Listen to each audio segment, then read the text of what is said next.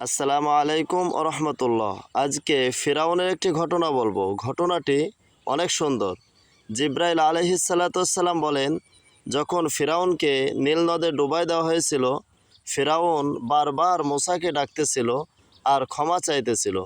জিব্রাইল আলাইহিসসালাম বলেন, আমি তখন আশঙ্কিত হচ্ছিলাম, আমি অনেক ভয় পাচ্ছিলাম যে ফিরাউন আল্লাহকে না ডেকে বসে। কারণ আল্লাহকে যদি একবার ডাকে তাহলে আল্লাহ তাআলা তাকে ক্ষমা করে দিবেন।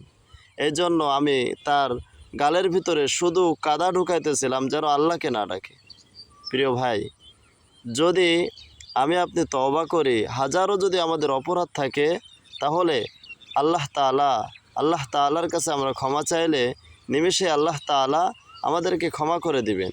যদি একবার আল্লাহকে ডাকার কারণে আল্লাহ তাআলা ফিরাউনকে ক্ষমা করে দিতে পারেন, এই ভয় যদি জিব্রাইল আলাইহিসসালাম করেন, প্রিয় ভাই, এই জন্য আমাদের এখনও তওবা করার সময় আছে।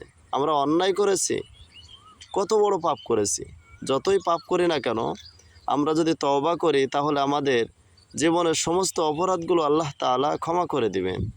আমিন। আমাদের এই ইসলামিক ভিডিওটি যদি ভালো লাগে শেয়ার করে দিবেন, লাইক করে পাশে থাকবেন।